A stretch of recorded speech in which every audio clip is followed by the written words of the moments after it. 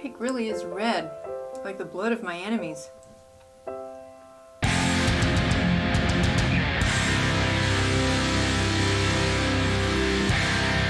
Welcome to the wild. I'm Cypress.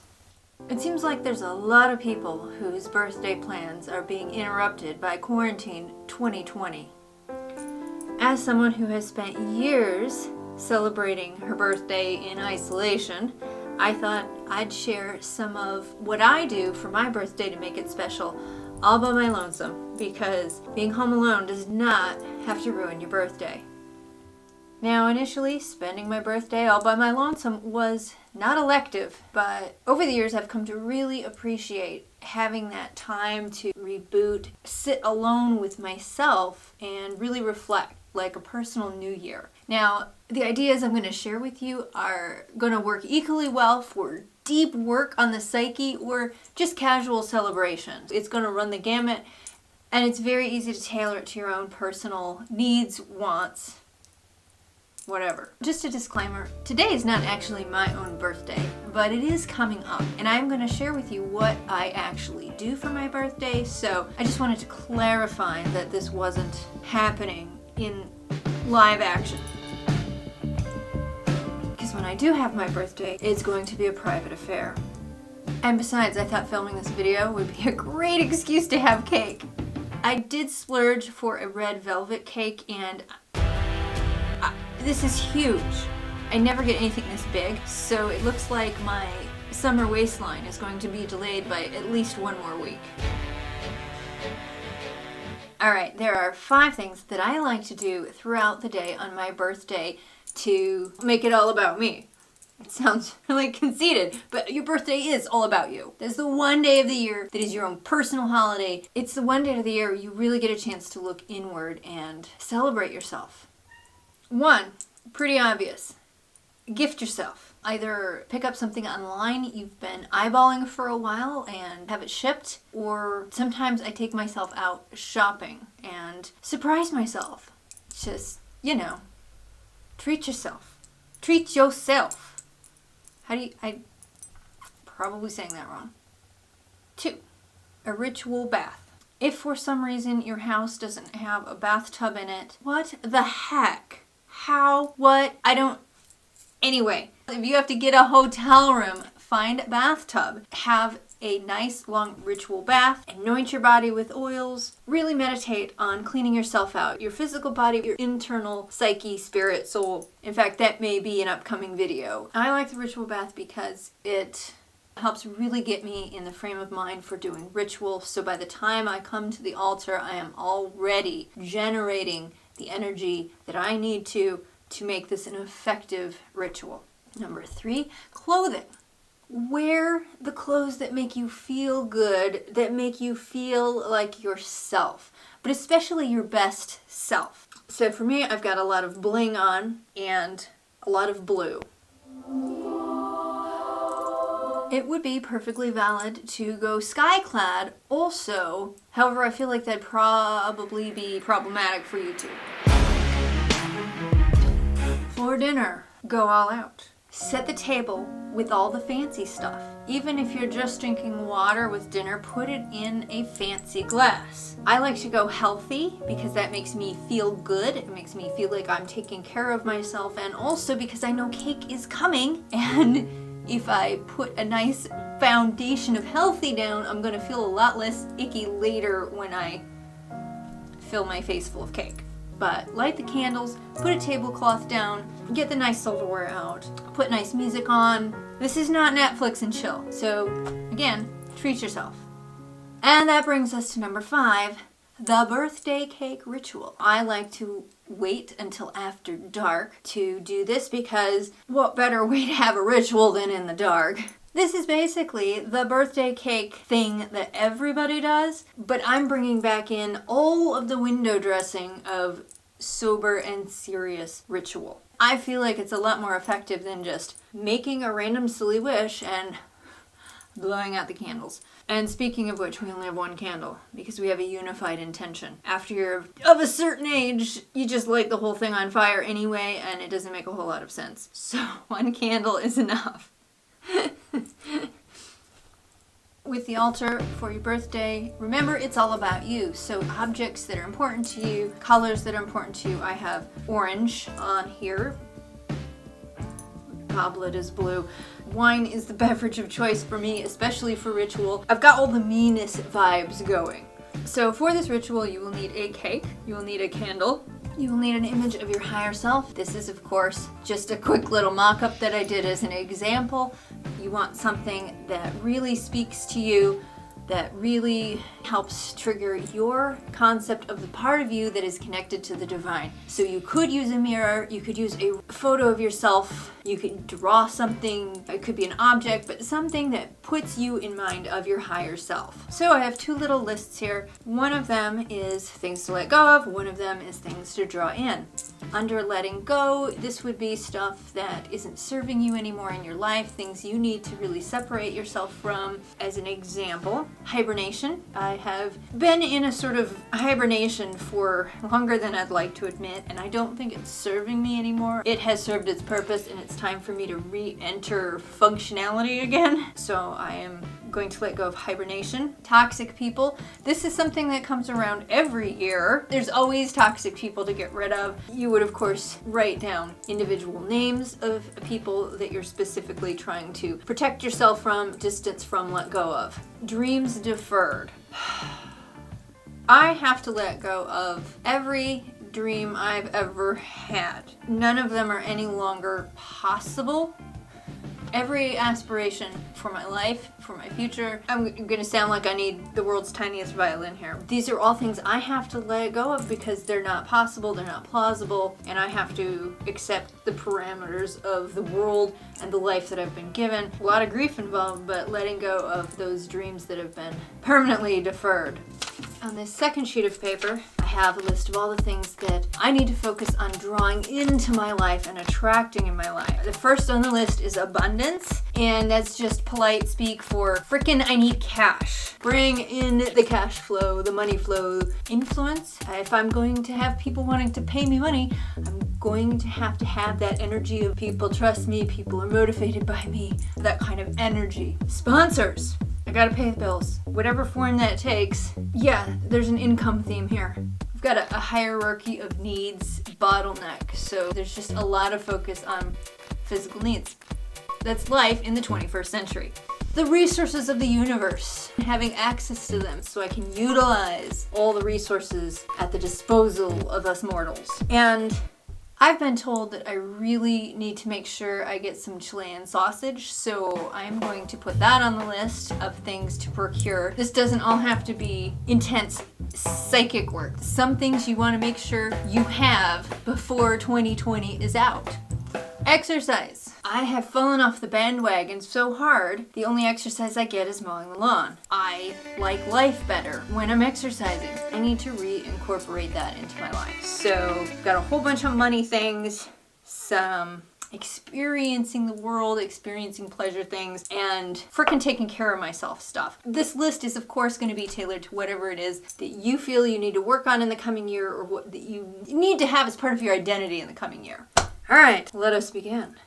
So I am assuming you're already establishing your circle, consecrating it from the cacophony, and we're ready to go with this specific part of the ritual. Incense going. All right. This is not working. Pardon me, cake. I need to reach.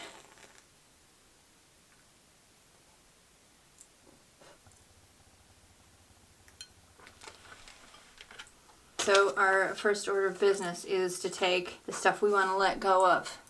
No, we're not lighting this candle yet. This is the candle that we're going to use to draw things in. This is the stuff we're letting go of. So I'm going to wait to light the candle so we don't mix the energies. Makes sense to me, anyway. Really visualize what it is you're letting go of, how you're letting go, why you're letting go. We're going to send all of these things into the ashes so that they can be recycled by the universe to more useful ends.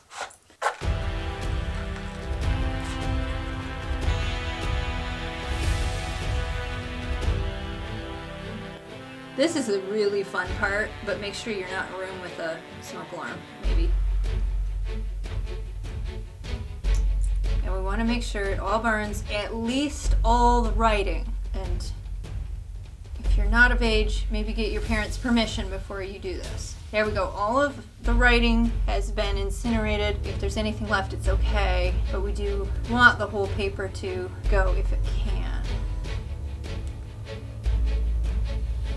I really need some kind of, what are they called? I want to say roach clips, but I'm sure that's not the term. The little, I can't think of the word. I know I've heard it. The little metal things that hold things so you don't burn your fingers. Now, this is all ashes. Wow, isn't that a good feeling?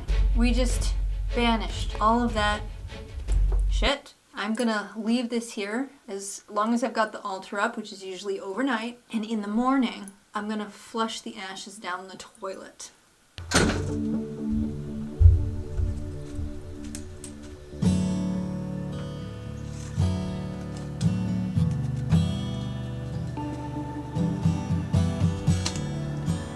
It's very freeing and cleansing. Doesn't that feel good? Oh, that feels good. There's something about burning things to ash that really just removes them from this sphere of existence.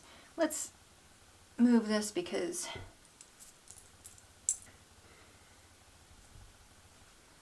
all right, now we get to the good stuff, drawing in what we need.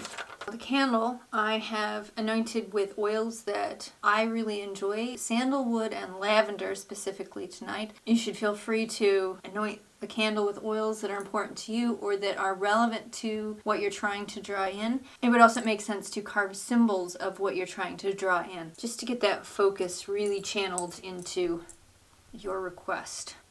Dial it in. That's just a happy thing to see. A cake with a candle burning. It just, So we are drawing in all of these things. We really take our time. Think about each of these items. Imagine each of them flowing to you, arriving in whatever way. Try not to be too specific because the universe doesn't like to be told how it's going to deliver anything. FedEx, it is not. Be careful what you ask for too, because the universe does have a funny sense of humor and will usually give you what you ask for eventually, but things come in funny packages. Most of you probably know what I'm talking about. We're not ordering out of a catalog. The universe doesn't work that way. So normally I would take quite a bit of time, really meditate on these things, and then when I was finished, I would put this list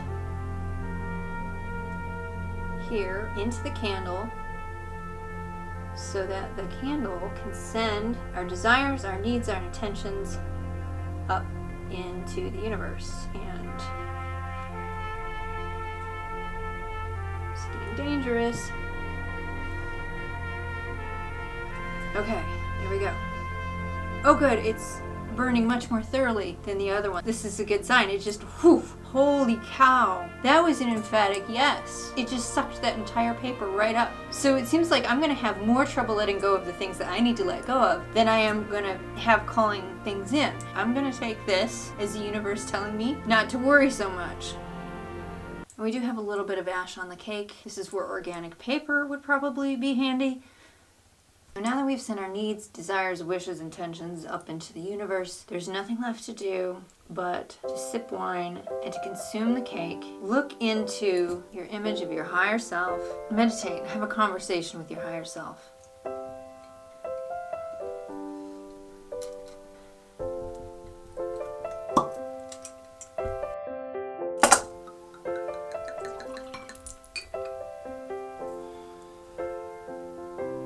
O higher self, I sip this wine in gratitude for thee.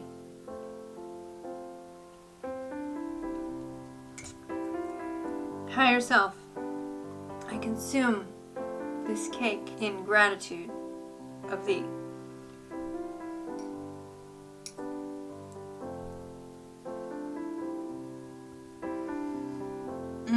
I like to use a really tiny fork for this because it's about savoring and not about stuffing my face. So I am going to sit here quietly and enjoy the dark and the time spent with my psyche. Sip the wine, nibble the cake, and really reflect on the work that I've done here and that I will be doing in the coming year. I will do this until this candle burns down. This is a candle specifically for ritual. I believe it only lasts an hour or two.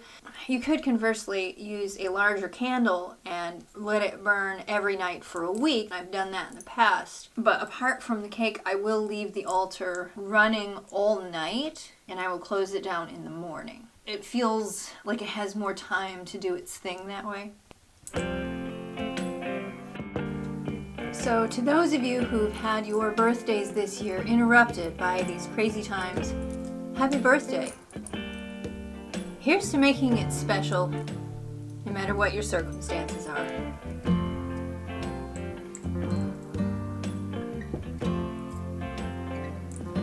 Happy birthday.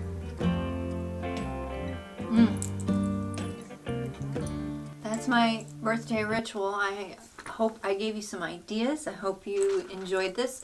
What do you like to do for your birthday? Specifically as a chance to look at soul work or psyche work. Thanks for sharing this with me, Wild Things. I'll catch you in the next video, and until then, keep your birthdays wild.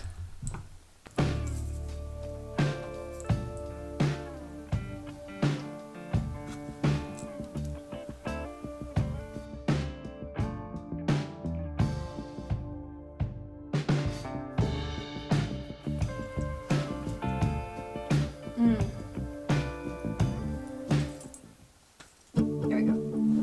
Ooh! Ah! No, how you doing? Birthdays in isolation most of the time. I thought, why not share some of my rituals for making the day special? Being home alone does not have to ruin a birthday. Are you sure about that? I think you're remembering it wrong. Hi. You're not helping.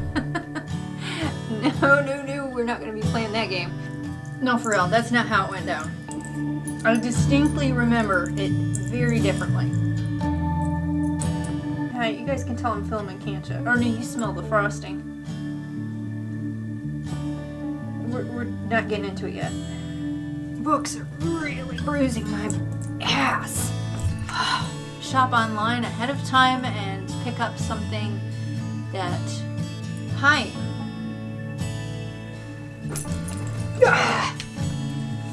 God, I need a stool so bad. And I have a cat hair. How do I have a cat hair on the cake? Hi. Cat, what are you doing? Ruining my set? Can I have just like a couple more minutes here? Can I please? The walls are moving. Little cat.